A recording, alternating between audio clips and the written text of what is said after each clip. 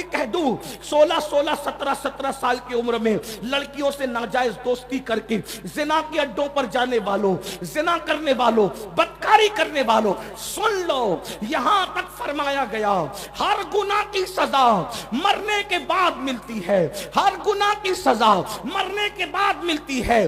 زنا اور ماں باپ کی نافرمانی دو ایسے گناہ ہیں جس کی سزا دنیا ہی میں ملتی ہے۔ ماں باپ کا غدار جب تک دنیا میں ذلیل نہیں ہوگا اس وقت تک موت نہیں آئے گی، اور زانی جب تک دنیا میں ذلیل نہیں ہوگا اس وقت تک اس کو موت نہیں آئے گی۔ بزرگوں نے یہاں تک فرمایا جو دنیا میں زنا کرتا ہے اس کی نسلوں تک اللہ عذاب کو باقی رکھتا ہے، اس کی نسلیں تڑپائی جاتی ہے، اس کی نسلیں سسکیاں لیتی ہے، بلکہ یہاں تک بزرگوں نے فرمایا زانیوں کی نسل میں اندھے، لنگڑے، لولے، عیبی اولاد پیدا کی جاتی ہے تاکہ ان کو تڑپایا جائے۔ حالانکہ ہر زانی جس کے گھر میں لنگڑی لولی اولاد پیدا ہو اس کو زانی مت سمجھنا، اس پہ شک نہیں کرنا، کیونکہ 98% لوگوں کے گھر میں بطور سزا اولاد عیبی پیدا ہوتی ہے اور 2% لوگوں کے گھر میں بطور امتحان پیدا ہوتی ہے۔ وہ فیصلہ میں اور آپ نہیں کر سکتے۔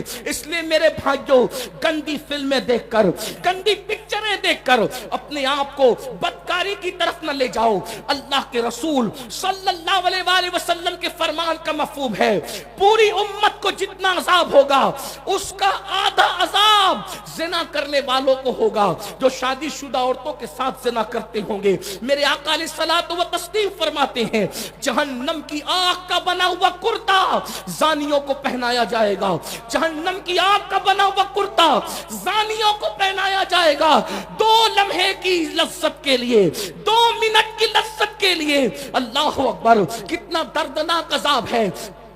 کاش لوگ توبہ کرتے، کاش لوگ استغفار کرتے۔ میرے بھائی، آدھے گھنٹے کا سیریل ہماری زندگی نہیں ہے، 3 گھنٹے کی فلم ہماری زندگی نہیں ہے۔ اپنے آپ کو برباد نہ کرو۔ اللہ کے سچے رسول فرماتے ہیں جہنم میں پہاڑ ڈالے جائے تو پہاڑ بھی پگھل پگھل جائیں۔ جس جہنم میں پہاڑ پگھل جائیں گے اس جہنم میں میرا آپ کا کیا بنے گا، ہماری ہڈی پچھلیوں کا کیا بنے گا۔ یہ کسی مولوی صاحب کا قول نہیں، کسی مفتی صاحب کا قول نہیں، کسی شیخ الحدیث صاحب کا قول نہیں، کسی جلسے کے نقیب اور خطیب کا قول نہیں، یہ تمہارے اور میرے سچے رسول کا فرمان ہے۔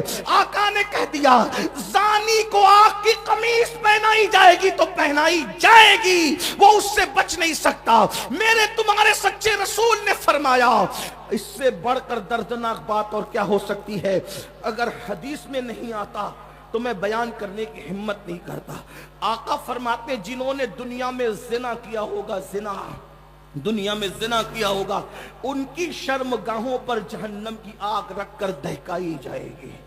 کتنا کمزور مقام ہے، اللہ اکبر۔ اس کمزور مقام پر جب جہنم کی آگ دہکائی جائے گی کیا بنے گا؟ یہ دنیا ہی سب کچھ ہے، دنیا کی لذتیں سب کچھ ہے۔ اے میری قوم کے جوانوں، یہ جوانی ختم ہو جائے گی۔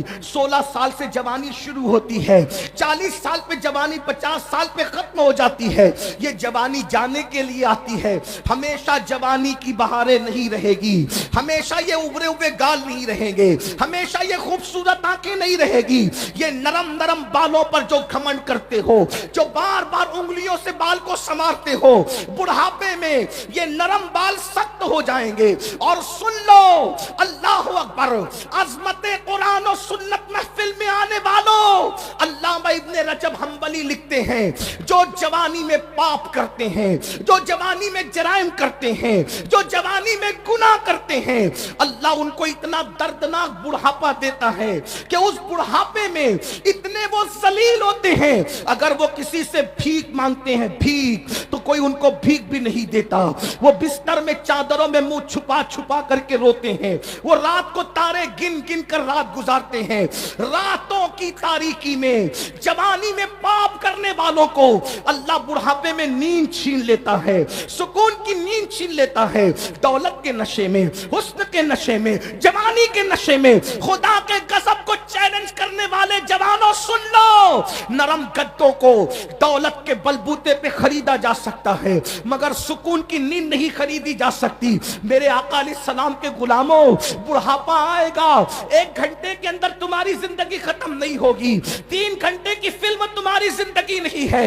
ابن رجب حنبلی کہہ رہے ہیں جس نے جوانی میں پاپ کیا ہوگا اتنا دردناک بڑھاپا آئے گا کہ راتوں کو تارے گنے گا، اس کو نیند نہیں آئے گی، تڑپے گا اس کو نیند نہیں آئے گی، وہ موت مانگے گا اس کو موت نہیں آئے گی، لوگوں سے بھیک مانگے گا اس کو بھیک نہیں ملے گی، بستر میں منہ چھپا چھپا کے روئے گا۔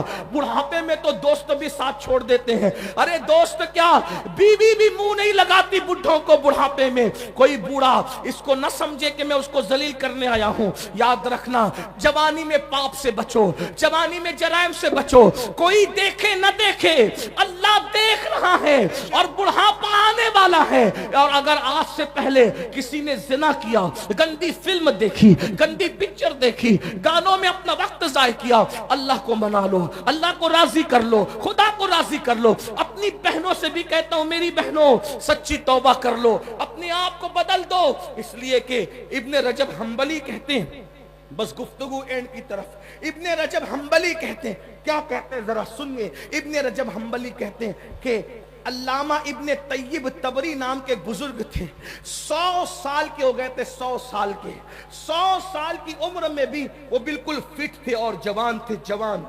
کسی نے کہا آپ 100 سال میں بھی فٹ اور جوان ہو؟ انہوں نے کہا ہاں۔ راز کیا ہے؟ کہا راز یہ ہے کہ میں نے اپنی جوانی کو گناہ سے بچایا، اللہ نے مجھے بڑھاپے سے بچا لیا۔ میری بہنوں کسی کے چکر میں نہ آؤ، زنا سے بچو، بدکاری سے بچو، بے پردگی سے بچو۔ آپ سے بھی کہتا ہوں آج گندی فلموں کی وجہ سے جوان زنا کی طرف جا رہے۔ آخری روایت جو میں نے کہا تھا پڑھنے کے لیے وہ دوسری روایت پڑھوں، توجہ سے سننا، تھوڑی طویل ہے، غور سے سنو۔ توبہ کرو، نماز چھوڑی توبہ کرو، زنا کیا توبہ کرو، گانے سنے توبہ کرو، بدکاری کی توبہ کرو، عورتوں سے بے پردہ ملاقاتیں کی توبہ کرو، توبہ کرو، بدلو، پلٹو، اللہ کی طرف پلٹو۔ اللہ پاک کی بارگاہ میں جو توبہ کرے اللہ اس کو معاف کرتا ہے۔ بہت دھیان سے سننا، غور سے سننا، توبہ کیا چیز ہے، کیسے کیسوں نے توبہ کیا، اللہ نے اس کو قبول کیا۔ توبہ کرنے والوں کو اللہ نے عزت دی، اللہ نے شہرت دی، اللہ نے مقام دیے، بلکہ فرمایا ان اللہ یحب التوابین ویحب المتطہرین۔ اللہ توبہ کرنے والوں کو اپنا محبوب بنا لیتا ہے، اللہ پاک رہنے والوں کو اپنا محبوب بنا لیتا ہے۔ میرے بھائیوں گناہ سب سے ہوتے ہیں، برائیاں سب سے ہوتی ہیں، لیکن اللہ اپنے بندوں سے 70 ماؤں سے زیادہ پیار کرتا ہے، اللہ اپنے بندوں سے کروڑوں ماؤں سے زیادہ پیار کرتا ہے۔ ہم سے کوئی اتنا پیار نہیں کر سکتا جتنا اللہ پیار کرتا ہے، اللہ اپنے بندوں سے بہت پیار کرتا ہے۔ ایک دن میں نے سوچا اللہ کتنا پیار کرتا ہے، بتاؤں کتنا پیار کرتا ہے؟ اللہ اکبر۔ میں کوئی شاعر تو نہیں، لیکن کبھی کبھی میں کلام لکھتا ہوں ٹوٹے پھوٹے انداز میں۔ میں بیٹھا ہوا تھا، میری موجودگی میں ایک صاحب میرا کلام توڑ پھوڑ کر پڑھ رہے تھے، میری آنکھ میں آنسو آ گئے، کیونکہ میں نے اس سے کچھ سیکھا۔ جو صاحب نعت خواں توڑ پھوڑ کر میرا کلام پڑھ رہے تھے الٹا سیدھا، تو مجھے اس سے عبرت ہوئی۔ میں نے سوچا جس کلام کو میں نے بنایا ہے اس کے ساتھ کوئی چھیڑ چھاڑ کرے تو مجھے اتنی تکلیف ہوتی ہے، کیونکہ یہ کلام لکھنے والا میں ہوں، میری شاعری سے چھیڑ چھاڑو تو مجھے اتنی تکلیف ہوتی ہے۔ مجھے تو میرے اللہ نے بنایا ہے، اگر کوئی میرے ساتھ چھیڑ چھاڑ کرے، جب مجھے اپنے بنائے ہوئے کلام سے اتنا پیار ہے تو اس کو اس کی بنائی ہوئی مخلوق سے مسند رفعت رسول اللہ کی دیکھنی ہے، حشر میں عزت رسول اللہ کی۔ لا و رب العرش جس کو جو ملا ان سے ملا، بٹتی ہے کونین میں نعمت رسول اللہ کی۔ ہم بھکاری وہ کریم ان کا خدا ان سے فزون، ہم بھکاری وہ کریم ان کا خدا ان سے فزون، اور نہ کہنا نہیں عادت رسول اللہ کی۔ سورج الٹے پاؤں پلٹے چاند اشارے سے ہو چاک، اندھے نجدی دیکھ لے قدرت رسول اللہ کی۔ خاک ہو کر عشق میں آرام سے سونا ملا، خاک ہو کر عشق میں آرام سے سونا ملا، خاک ہو کر عشق میں آرام سے سونا ملا، جان کی اکسیر ہے الفت رسول اللہ کی، جان کی اکسیر ہے الفت رسول اللہ کی۔ اور اے رضا خود صاحب قرآن ہے مداح حضور، تجھ سے کب ممکن ہے پھر مدحت رسول اللہ کی۔ آج کی یہ محفل، خوبصورت سی محفل، سرکار قطب الاقطاب، قدوۃ الاولیاء، مرشد مرشدام، رہبر رہبرام، سیدی مخدوم علاؤلک پنڈوی رحمت اللہ علیہ کے پڑوس میں اصلاح عقائد و اعمال کے حوالے سے انعقاد پذیر ہے۔ سر شام سے آپ نے علامہ نعمان صاحب کو، علامہ جمیل اختر صاحب کو، علامہ صادق رضوی صاحب کو، اور مجھ سے پیشتر ہمارے بھائی حضرت مولانا حافظ محمد علی فیضی صاحب کو، اور ہمارے نقیب اور بڑے عظیم نقیب جناب کفیل انبر صاحب اور بھی دیگر سب لوگوں کو سماعت کر لیا ہے۔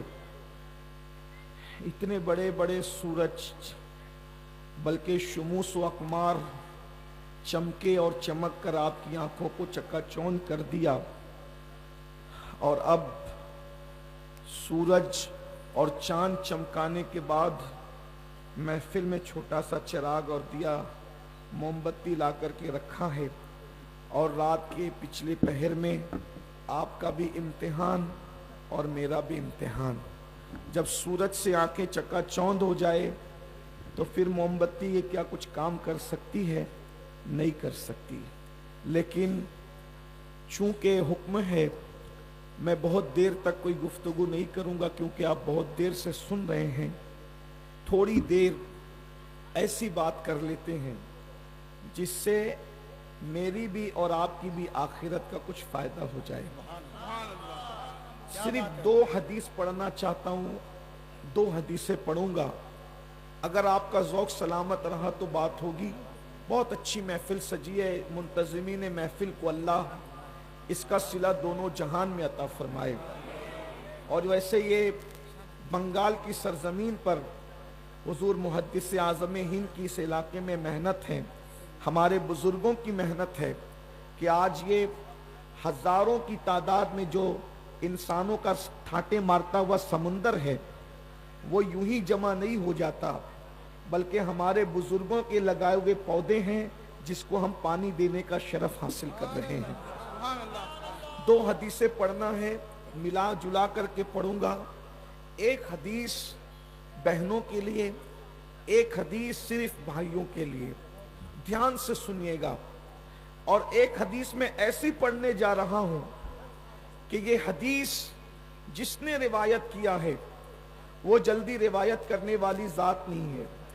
آپ نے اکثر حدیثیں حضرت ابو ہریرہ کی سنی ہوگی، آپ نے اکثر حدیثیں حضرت سیدنا عبداللہ ابن عباس کی سنی ہوگی، آپ نے اکثر حدیثیں عبداللہ ابن مسعود کی سنی ہوگی، آپ نے اکثر حدیثیں ام المومنین سیدہ عائشہ صدیقہ کی سنی ہوگی۔ لیکن آئیے ایک حدیث سنیے۔ اچھا، راوی ایک بھی نہیں ہے، راوی 2 ہیں، اور دونوں ایک ساتھ روایت کر رہے ہیں۔ اور راوی کون ہے؟ سنو گے تو دل کی کلیاں مچل جائے گی، دل کی کلیاں کھل جائے گی۔ اللہ اکبر!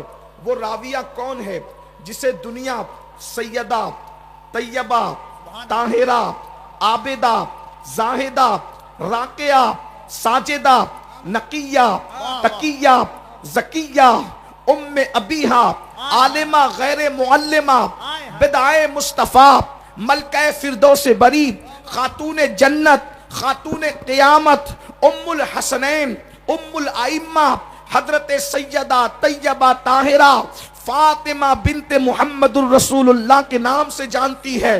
ہستی کون سی روایت کرنے والی؟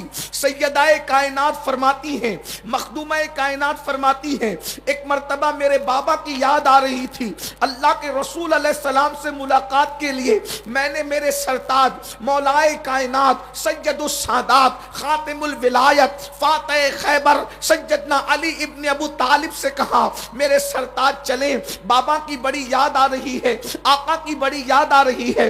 ہم دونوں نکلے اور نکلنے کے بعد بابا کے گھر گئے تو ہم نے بابا کو کس حالت میں پایا، اللہ اکبر، محسوس کرنے والے محسوس کریں، بہنوں کی بھائیوں کی سب کی خاص توجہ، اللہ اکبر۔ سیدہ کائنات فرماتی ہے جب ہم بابا کے گھر گئے تو ہم نے بابا کو اس حال میں پایا کہ اللہ کے رسول اس طریقے سے اپنے دونوں گھٹنوں پر ہاتھ رکھ کر کے، اللہ اکبر، توجہ کریں اگر آپ کو نظر آ رہا ہے، اللہ اللہ، آقا نے دونوں گھٹنوں کو اس طریقے سے ہاتھوں سے جوڑ رکھا ہے اور دونوں گھٹنوں پہ سر رکھا ہے اور سر رکھ کر کے موٹے موٹے آنسوؤں سے رو رہے ہیں، اللہ اکبر۔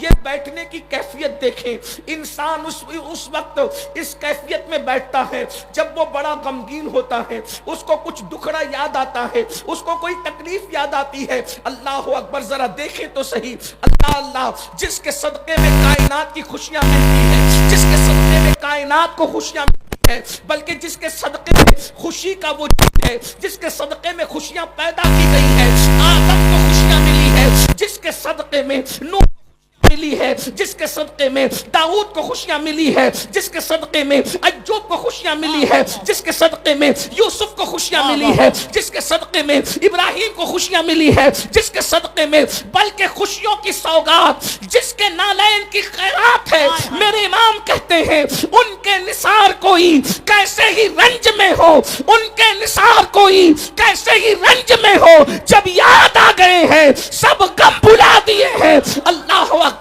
ہر خوشی ان کی نالین کا صدقہ ہے، لیکن آج ہوا کیا ہے؟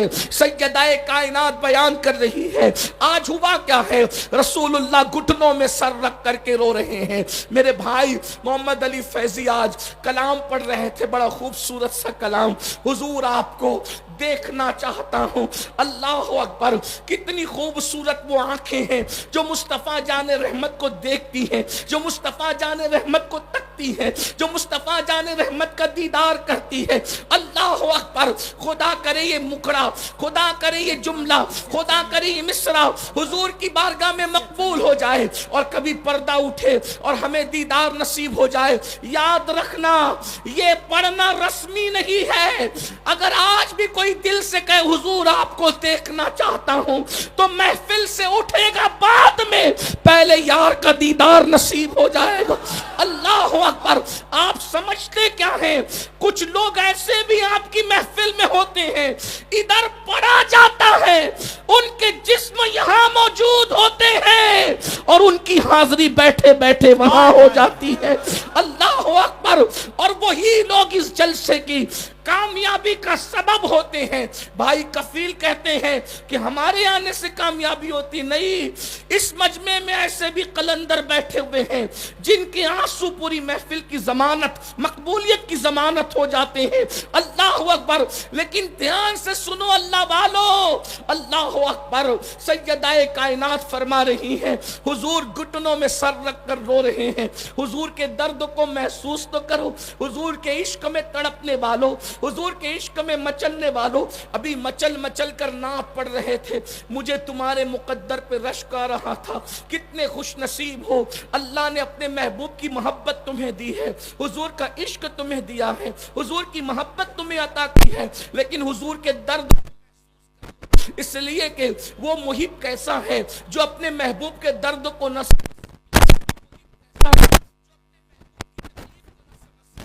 آؤ حضور کے رونے کی وجہ کیا ہے اور وہ بھی کیفیت کیا ہے؟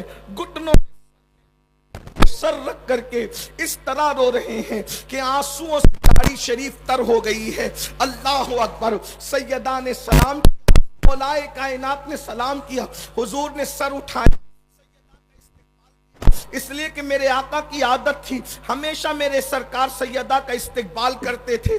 یہ بات بھی کہہ دوں بنگال والوں، اللہ اکبر، ایک ہی ہستی ہے جس کے لیے حضور بار بار سر و قد کھڑے ہوتے ہیں، وہ کوئی اور نہیں ہے، وہ صرف حسنین کی امی ہے، جس کے لیے کونین کا مالک سید الانبیاء سید المعصومین سید الانبیاء سید المعصومین سر و قد اٹھ کر کے کھڑے ہوتے ہیں۔ غور تو کیجئے، اتنے غم کی کیفیت میں بھی، حالانکہ ہمارے حضور غمگین نہیں، حضور علیہ السلام کے صدقے میں غم دور ہوتے ہیں، لیکن اس کیفیت میں بھی حضور اٹھ کر کے کھڑے ہوئے، سیدہ کو بوسے دیے۔ اللہ اکبر۔ سیدہ نے تڑپ کر کہا بابا کون سی چیز آپ کو رلا رہی ہے، کس وجہ سے آپ رو رہے ہیں؟ آقا اس طریقے سے رو رہے ہیں، تنہائی میں بیٹھ کر گھٹنوں پہ سر رکھ کر موٹے موٹے آنسوؤں سے رونے کی وجہ کیا ہے؟ تو میرے سرکار نے اپنی شہزادی سے کہا فاطمہ تم نے پوچھا ہے تو میں تمہیں بتاتا ہوں، میرے رونے کی ایک وجہ ہے، میں معراج پر گیا تھا، معراج پر جانے کے بعد جب میں نے جہنم کا مشاہدہ، میں نے جہنم کو دیکھا تو جہنم کو دیکھنے کے بعد جہنم کا منظر مجھے یاد آ گیا ہے، آج وہ جہنم کا منظر مجھے یاد آ گیا ہے، فاطمہ اسی منظر کو یاد کر کے میں رو رہا ہوں۔ میرے رونے کی وجہ یہی ہے کہ میں سوچتا ہوں کہ جو عذاب میں نے جہنم کا مشاہدہ کرتے وقت اپنی امت کے حوالے سے دیکھا ہے، میری امت اس کو کیسے سہ سکے گی، میری امت اس کو کیسے برداشت کر سکے گی؟ میں بطور مفہوم یہ بات پڑھ رہا ہوں۔ اللہ اکبر۔ تمہارے میرے رسول جہنم کے اندر امت پر ہوتے ہوئے عذاب کو دیکھ کر کے رو رہے ہیں۔ میرے بھائیوں، گناہ کر کے قہقہے لگانے والوں، گناہ کر کے ہنسنے والوں، حضور کو جو چیز رلا رہی ہے وہ کیا ہے؟ اب ذرا دھیان سے سنو۔ اللہ اکبر۔ میرے آقا رو رہے ہیں۔ سیدہ سے کہا میں نے جہنم کا جب مشاہدہ کیا تو میں نے کیا دیکھا؟ اب ذرا آقا فرما رہے ہیں، جو مشاہدہ حضور نے کیا فرما رہے ہیں، فرمایا میں نے جہنم میں کچھ عورتوں کو، پہلے تو فرمایا میں نے سب سے زیادہ جہنم میں جن کو دیکھا وہ دو لوگ ہیں، ایک تو عورتیں ہیں، ایک تو عورتیں ہیں، اور نمبر دو کچھ غریب مرد ہیں، مفلس مرد ہیں۔ اللہ اکبر۔ اس کی تشریح اگر نہ کروں تو آپ الجھن میں پڑ جائیں گے۔ حضور نے غریب مردوں کو کیوں دیکھا؟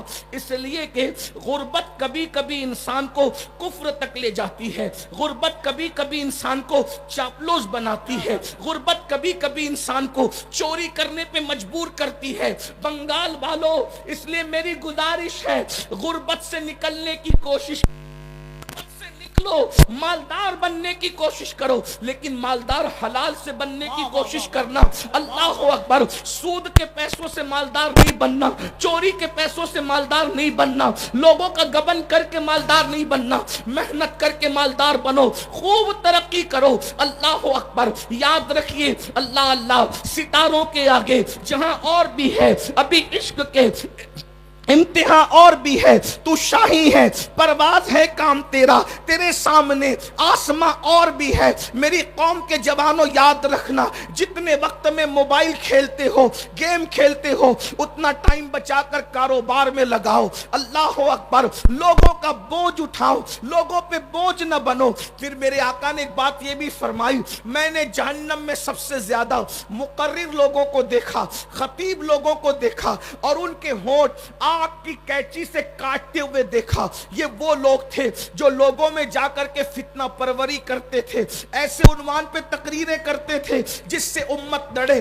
جس سے قوم میں جھگڑا پیدا ہو، جس میں قوم میں اختلاف پیدا ہو، جس سے قوم میں انتشار پیدا ہو۔ اللہ اکبر۔ یہ بات بھی آپ کو کہہ دوں میرے بھائیوں، یاد رکھنا پوری امت متحد تھی اس پر کہ رسول اپنی قبر انور میں زندہ ہیں، لیکن کچھ مقرر ایسے پیدا ہوئے جنہوں نے آ کر یہ فتنہ چھوڑا کہ معاذ اللہ وہ تو مر کر مٹی میں مل گئے۔ ایسے لوگوں کے ہونٹ آگ کی کینچی سے کاٹے جانے والے ہیں۔ اللہ اکبر۔ پوری امت اس بات پر متحد تھی کہ رسول اللہ کو جہاں سے پکارو وہاں سے حضور سنتے ہیں، لیکن کچھ مقرر آئے اور انہوں نے کہا نبی تو دیوار کے پیچھے کی خبر نہیں رکھتے، ایسے بدبخت لوگوں کی باتیں نہ سنا کرو۔ ایک بات اور بھی عرض کر دوں، پوری امت صحابہ کو جیسے چاہتی تھی ویسے اہل بیت کو چاہتی تھی، جیسے اہل بیت سے پیار کرتی تھی ویسے صحابہ سے پیار لوگوں نے فتنہ چھوڑا کہ معاذ اللہ یہ ایسے ہیں اور وہ ویسے ہیں، یاد رکھنا صحابہ ہماری ایک آنکھ ہے،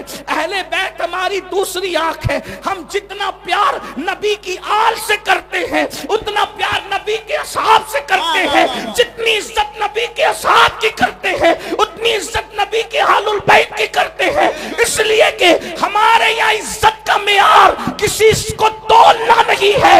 دنیا میں وہ ترازو پیدا نہیں ہوا جو ابو بکر صدیق کو تول سکے یا مولا علی کو تول سکے، اور ترازو میں علی و صدیق کو تولنے والوں، جب نبی کی نالین تولنے کے لیے کوئی ترازو پیدا نہ ہو سکا تو جگر گوش مصطفیٰ فاطمہ الزہرا کی عظمت کو تولنے کے لیے ترازو کہاں سے لایا؟ نعرہ تکبیر، نعرہ رسالت، عظمت صحابہ، عظمت اہل بیت۔ ایسے لوگوں کو نہ بلاؤ، ایسی لوگوں کی محفل میں نہ جاؤ جو تمہارے درمیان آ کر کے فتنہ خوری کرتے ہیں، کیونکہ ان کے ہونٹ بھی آگ کی قینچی سے کاٹے جانے والے ہیں۔ میں نہیں کہہ رہا، حضور علیہ السلام نے فرمایا، اس لیے بڑا احتیاط کا پہلو رکھیں اور اپنے بزرگوں کے نقش قدم پر رہیں۔ ہمارے بزرگوں نے نہ افراد کیا نہ تفرید کیا، جو عظمت رسول اللہ نے اہل البیت کو عطا فرمائی ہے وہ اہل البیت کے پاس ہے، جو صحابہ کو دیے وہ صحابہ کے پاس ہے۔ نبی نے کیا دیا صحابہ اور اہل بیت کو؟ ایک جملے میں کہہ دوں، جو سمجھ سکتے سمجھ جائیں گے، ہمارا عقیدہ اہل سنت کا واضح ہو جائے گا۔ خلافت الگ ترتیب، فضیلت الگ ترتیب، اہل البیت کی عظمت ہے اپنی جگہ۔ اللہ اکبر، بس اتنا سمجھ لو کہ اللہ اکبر صحابہ اور اہل بیت کا فرق کیا ہے۔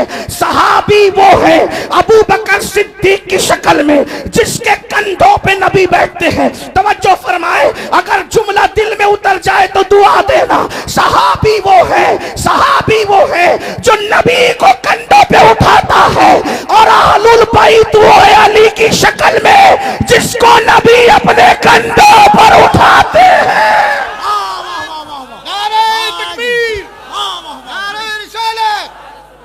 جس نے نبی کو اٹھایا ہے وہ بھی بھلایا نہیں جائے گا، جس کو نبی نے اٹھایا ہے وہ بھی بھلایا نہیں جائے گا۔ جو نبی کو گود میں سلائے وہ ابو بکر کا بھی جواب نہیں ہے، اور جو نبی کے بستر پہ سو جائے۔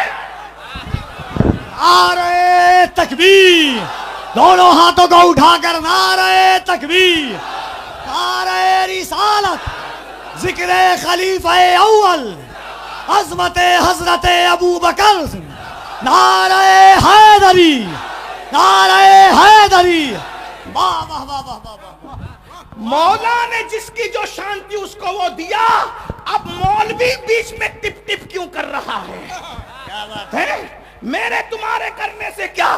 جس کے جو کندھا بیٹھنے کے قابل تھا اس پہ بیٹھ کر بتایا یہ صدیق افضل البشر، اور جو بٹھانے کے قابل تھا اس کو اٹھا کر بتایا یہ علی۔ اللہ اللہ اللہ۔ جس کی گود میں سونا تھا اس کی گود میں سو گئے، اور جس کو اپنے بستر پر سلانا تھا اس کو اپنے بستر پر سلانا۔ تقسیم ہو گئی۔ اب اللہ جی آپ کا کوئی کام ہی نہیں، آپ کو کیوں زکام ہے؟ نبی نے جس کو جو دینا تھا دے دیا۔ سب نبی کے لیے کھڑے ہوئے اور نبی سیدہ کے لیے کھڑے ہوئے۔ لوگ نبی کے لیے منبر چھوڑتے ہیں، نبی حسنین کریمین کے لیے منبر چھوڑتے ہیں۔ جس کو جو دینا تھا دے دیا۔ فضیلت الگ ترتیب، خلافت الگ ترتیب۔ یہ بس ہمارا، آج ہم عقیدے کے فیصلے کریں گے۔ عقیدے کے فیصلے تو 1450 سال پہلے ہو گئے۔ جس کو 14ویں صدی میں امام نے کہا تیرے غلاموں کا نقش قدم ہے راہ خدا، وہ کیا بہک سکے جو یہ سراغ لے کے چلے، اور جنا بنے گی محبان چار یار لکھا۔ ہم ایک دو کو نہیں مانتے، ہم تو نبی کے چاروں یاروں کو مانتے ہیں، اور چاروں یار کو نہیں بلکہ نبی کے سب یاروں کو مانتے ہیں۔ اور جو چار یاروں کو مانتا ہے اس کی قبر، وہ جنت میں جائے گا تب جائے گا، لیکن اس کی قبر بھی جنت بنے گی، اس کی قبر بھی جنت بنے گی۔ یہ جملے پر میں بنگال والوں کو نہیں کہوں گا کہ بولو سبحان اللہ. یہ جملہ اتنا قیمتی ہے کہ سنی کی قبر جنت بنے گی. اس پر اگر سنی نہ بولے گا تو کون بولے گا؟ ہماری قبر جنت کے باغوں میں سے باغ بنے گی انشاءاللہ. امام کہتے جنا بنے گی محبان چار یار کی قبر جو اپنے سینوں میں یہ چار باغ لے کے چلے.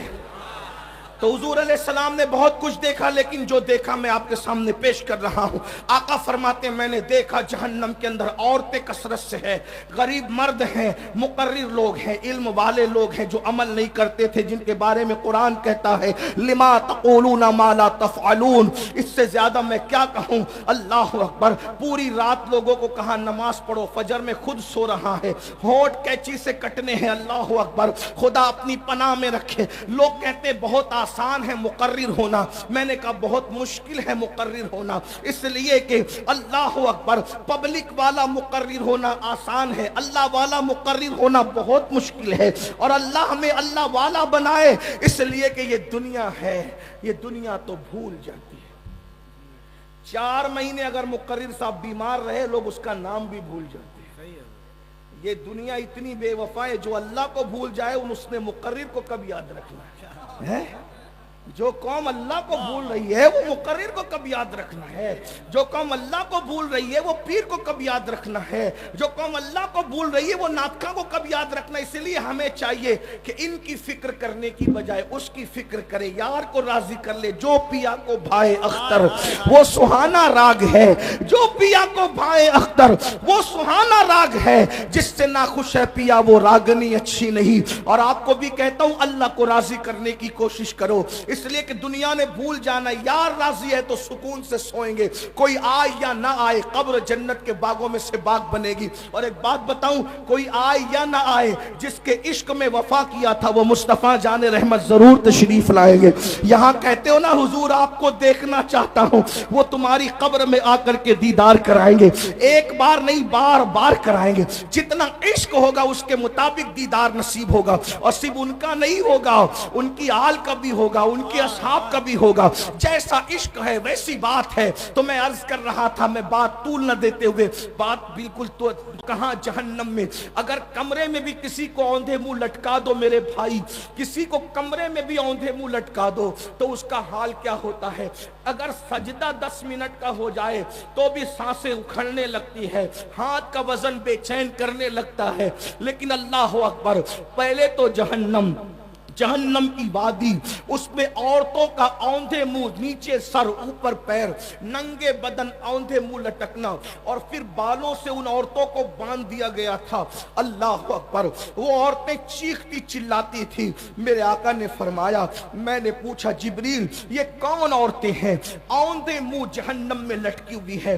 اگر تمہیں بھی اپنی ماں سے پیار ہے تو ان تک یہ بات پہنچانا رسول اللہ کی. اپنی بہن سے پیار ہے، بیوی سے پیار ہے، بیٹی سے پیار ان تک پہنچانا. اور جو بہنیں اپنے آپ سے پیار کرتی وہ بھی سن لیں. اللہ اکبر. آقا فرماتے میں نے جبریل سے پوچھا جبریل یہ کون عورتیں ہیں جو اوندے منہ ننگی جہنم میں لٹکی ہوئی ہے؟ جبریل امین عرض کرتے یا رسول اللہ صلی اللہ علیہ وآلہ وسلم یہ آپ کی امت کی وہ عورتیں ہیں جو دنیا کے اندر بے پردہ رہا کرتی تھی، دنیا میں بے پردہ رہتی تھی، اجنبی مردوں سے باتیں کرتی تھی. اور آقا سے عرض کی یا رسول اللہ یہ شادی شدہ ہونے کے بعد بھی دوسرے مردوں کے ساتھ ناجائز تعلقات قائم کرتی تھی. 3 باتیں بطور مفہوم میں نے پڑھا ہے. نمبر 1 بے پردہ رہتی تھی. اے میری بہنوں، آپ اجتماع میں آئی ہو، اس اصلاح معاشرہ کی محفل میں آئی ہو، زیادہ تر آپ پر توجہ ہم لوگوں کی نہیں ہوتی، ہم آپ سے بات نہیں کر پاتے. لیکن آج خصوصی یہ ایک بات میں آپ سے کرنا چاہتا ہوں، خدا کے لیے اپنے آپ سے پیار کر لو. جہنم میں عورتیں اس لیے جائے گی کہ انہوں نے پردہ نہیں کیا ہوگا، وہ بے پردہ رہتی ہوگی. ایک بات آپ کو بتاؤں میری بہنوں، کسی مرد کے سامنے آپ کو بے پردہ جانے کی اجازت نہیں ہے. آپ کا جو محرم ہے، بھائی ہے، باپ ہے، یعنی جو آپ کے رشتہ دار ہیں، حقیقی رشتہ دار، ان کے سامنے تو آپ چہرہ کھول سکتی ہے. باقی آپ کا دیور سے بھی پردہ کرنا فرض ہے، سسر اس سے بھی پردہ کرنا فرض ہے، جیٹ اس سے بھی پردہ کرنا فرض ہے. بڑھ کے اگر آپ برا نہ مانے تو ایک بات کہہ دوں، اللہ اکبر، چونکہ آپ آپ حق والے لوگ ہیں، اور اس لیے میں کہہ دوں پیر سے بھی پردہ کرنا فرض ہے. آپ اپنے پیر کے سامنے بھی بے پردہ نہیں جا سکتی، مسجد کے امام کے سامنے بھی بے پردہ نہیں جا سکتی، کافروں کے سامنے تو ہرگز نہیں جا سکتی. اور بڑی بات کہہ دوں، تم اپنے نبی کے سامنے بھی بے پردہ نہیں جا سکتی. اللہ اکبر. میرے آقا علیہ الصلوۃ والتسلیم نے عورتوں کو پردے کا حکم دیا. بلکہ ایک بات آپ کو اور بتاؤں، اللہ اکبر، یہاں میرے بھائی لوگ بیٹھے ہوئے ہیں، اگر اپنی بہن کو، اپنی بیوی کو، اپنی ماں کو، اپنے گھر کی عورتوں کو جہنم سے بچانا ہے تو ان کو پردے کا پابند بناؤ، اپنی بچیوں کو پردے کا پابند بناؤ. یاد رکھنا، یہاں آ کر کے لوگوں کو تھوڑی بے چینی ہوتی ہے، یار عورتوں کو پردے کی بات کیوں کہی جاتی ہے، اور لوگ ہمیں انٹرنیٹ پر تانا بھی دیتے ہیں، یہ کیسے مسلمان ہیں اپنی عورتوں کو پردے کا حکم دیتے ہیں. ایک بات کہوں،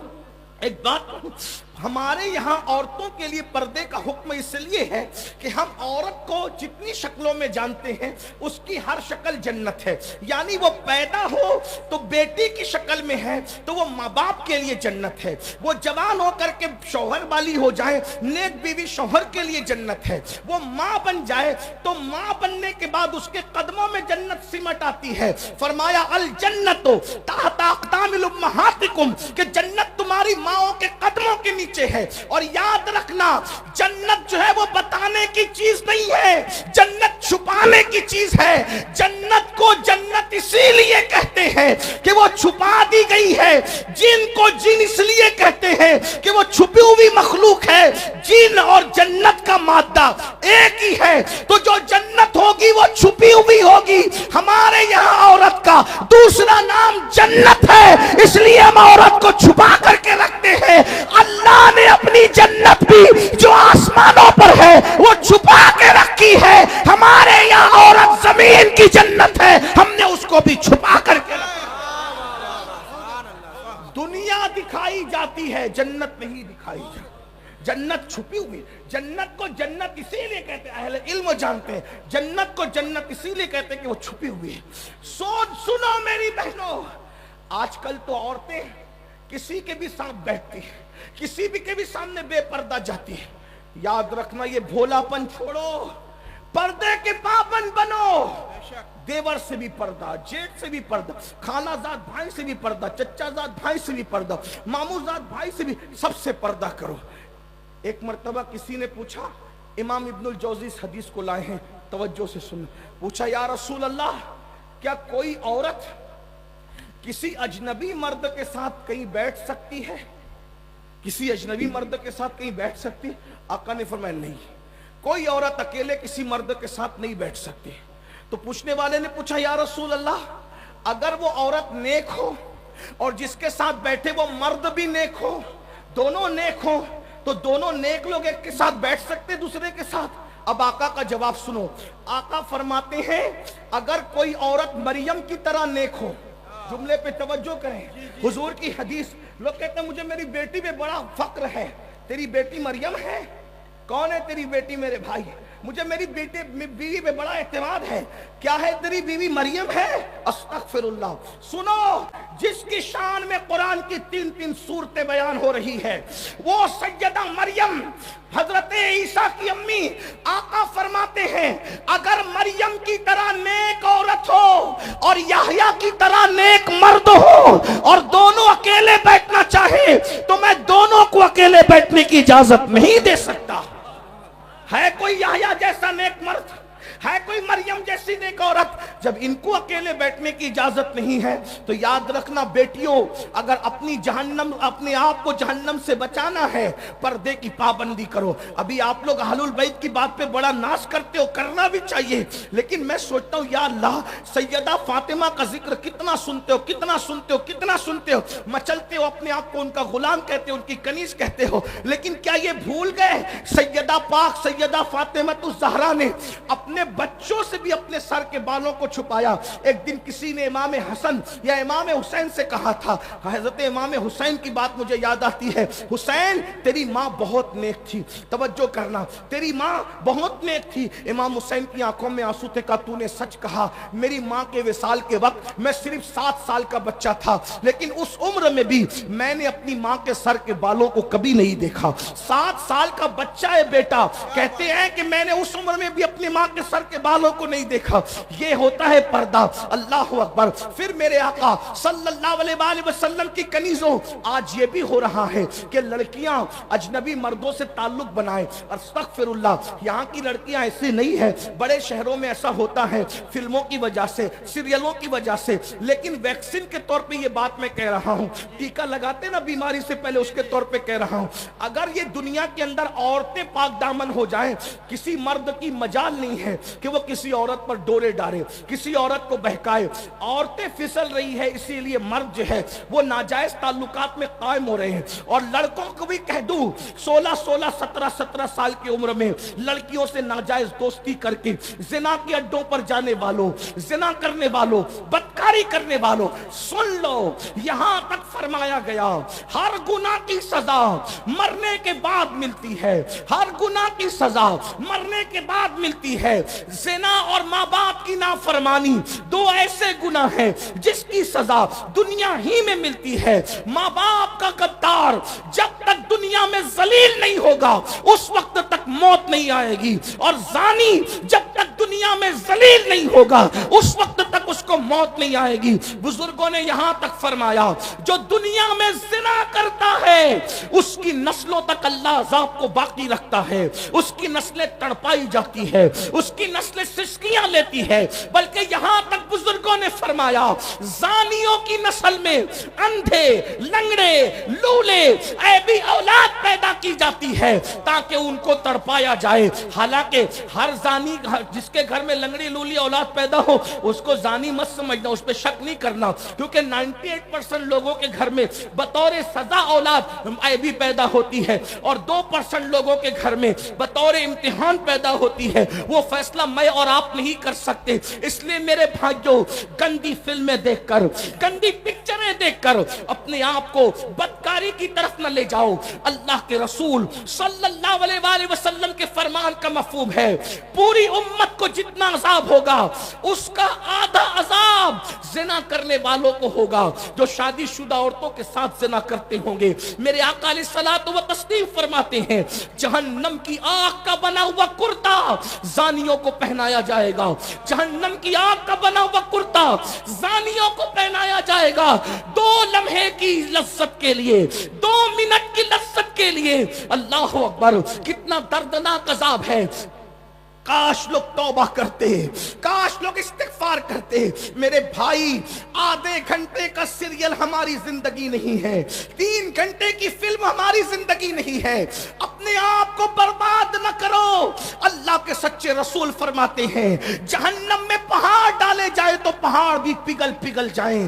جس جہنم میں پہاڑ پگھل جائیں گے اس جہنم میں میرا آپ کا کیا بنے گا, ہماری ہڈی پچھلیوں کا کیا بنے گا. یہ کسی مولوی صاحب کا قول نہیں, کسی مفتی صاحب کا قول نہیں, کسی شیخ الحدیث صاحب کا قول نہیں, کسی جلسے کے نقیب اور خطیب کا قول نہیں, یہ تمہارے اور میرے سچے رسول کا فرمان ہے.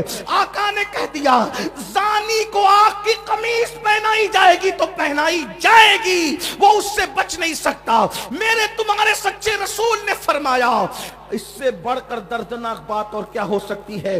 اگر حدیث میں نہیں آتا تو میں بیان کرنے کی ہمت نہیں کرتا. آقا فرماتے جنہوں نے دنیا میں زنا کیا ہوگا, زنا دنیا میں زنا کیا ہوگا, ان کی شرمگاہوں پر جہنم کی آگ رکھ کر دہکائی جائے گی. کتنا کمزور مقام ہے. اللہ اکبر.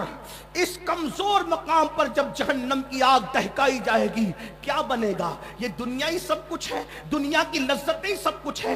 اے میری قوم کے جوانوں, یہ جوانی ختم ہو جائے گی. 16 سال سے جوانی شروع ہوتی ہے, 40 سال پہ جوانی 50 سال پہ ختم ہو جاتی ہے. یہ جوانی جانے کے لیے آتی ہے. ہمیشہ جوانی کی بہاریں نہیں رہے گی, ہمیشہ یہ ابھرے ہوئے گال نہیں رہیں گے, ہمیشہ یہ خوبصورت آنکھیں نہیں رہے گی، یہ نرم نرم بالوں پر جو گھمنڈ کرتے ہو، جو بار بار انگلیوں سے بال کو سنوارتے ہو، بڑھاپے میں یہ نرم بال سخت ہو جائیں گے۔ اور سن لو، اللہ اکبر، عظمت قرآن و سنت محفل میں آنے والوں، علامہ ابن رجب حنبلی لکھتے ہیں جو جوانی میں پاپ کرتے ہیں، جو جوانی میں جرائم کرتے ہیں، جو جوانی میں گناہ کرتے ہیں، اللہ ان کو اتنا دردناک بڑھاپا دیتا ہے کہ اس بڑھاپے میں اتنے وہ ذلیل ہوتے ہیں، اگر وہ کسی سے بھیک مانگتے ہیں بھیک، تو کوئی ان کو بھیک بھی نہیں دیتا۔ وہ بستر میں چادروں میں منہ چھپا چھپا کر کے روتے ہیں، وہ رات کو تارے گن گن کر رات گزارتے ہیں۔ راتوں کی تاریکی میں جوانی میں پاپ کرنے والوں کو اللہ بڑھاپے میں نیند چھین لیتا ہے، سکون کی نیند چھین لیتا ہے۔ دولت کے نشے میں، حسن کے نشے میں، جوانی کے نشے میں خدا کے غضب کو چیلنج کرنے والے جوانوں سن لو، نرم گدوں کو دولت کے بلبوتے پہ خریدا جا سکتا ہے مگر سکون کی نیند نہیں خریدی جا سکتی۔ میرے آقا علیہ السلام کے غلاموں، بڑھاپا آئے گا، 1 گھنٹے کے اندر تمہاری زندگی ختم نہیں ہوگی، 3 گھنٹے کی فلم تمہاری زندگی نہیں ہے۔ ابن رجب حنبلی کہہ رہے ہیں جس نے جوانی میں پاپ کیا ہوگا اتنا دردناک بڑھاپا آئے گا کہ راتوں کو تارے گنے گا، اس کو نیند نہیں آئے گی، تڑپے گا اس کو نیند نہیں آئے گی، وہ موت مانگے گا اس کو موت نہیں آئے گی، لوگوں سے بھیک مانگے گا اس کو بھیک نہیں ملے گی، بستر میں منہ چھپا چھپا کے روئے گا۔ بڑھاپے میں تو دوست بھی ساتھ چھوڑ دیتے ہیں، ارے دوست کیا بیوی بھی منہ نہیں لگاتی بڈھوں کو بڑھاپے میں۔ کوئی بوڑھا اس کو نہ سمجھے کہ میں اس کو ذلیل کرنے آیا ہوں۔ یاد رکھنا، جوانی میں پاپ سے بچو، جوانی میں جرائم سے بچو، کوئی دیکھے نہ دیکھے اللہ دیکھ رہا ہے اور بڑھاپا آنے والا ہے۔ اور اگر آج سے پہلے کسی نے زنا کیا، گندی فلم دیکھی، گندی پکچر دیکھی، گانوں میں اپنا وقت ضائع کیا، اللہ کو منا لو، اللہ کو راضی کر لو، خدا کو راضی کر لو۔ اپنی بہنوں سے بھی کہتا ہوں میری بہنوں سچی توبہ کر لو، اپنے آپ کو بدل دو، اس لیے کہ ابن رجب حنبلی کہتے ہیں، بس گفتگو اینڈ کی طرف، ابن رجب حنبلی کہتے ہیں، کیا کہتے ہیں ذرا سنیے۔ ابن رجب حنبلی کہتے ہیں کہ علامہ ابن طیب تبری نام کے ایک بزرگ تھے، 100 سال کے ہو گئے تھے، 100 سال کے، 100 سال کی عمر میں بھی وہ بالکل فٹ تھے اور جوان تھے، جوان۔ کسی نے کہا آپ 100 سال میں بھی فٹ اور جوان ہو؟ انہوں نے کہا ہاں۔ راز کیا ہے؟ کہا راز یہ ہے کہ میں نے اپنی جوانی کو گناہ سے بچایا، اللہ نے مجھے بڑھاپے سے بچا لیا۔ میری بہنوں کسی کے چکر میں نہ آؤ، زنا سے بچو، بدکاری سے بچو، بے پردگی سے بچو۔ آپ سے بھی کہتا ہوں آج گندی فلموں کی وجہ سے جوان زنا کی طرف جا رہے۔ آخری روایت جو میں نے کہا تھا پڑھنے کے لیے وہ دوسری روایت پڑھوں، توجہ سے سننا، تھوڑی طویل ہے، غور سے سنو۔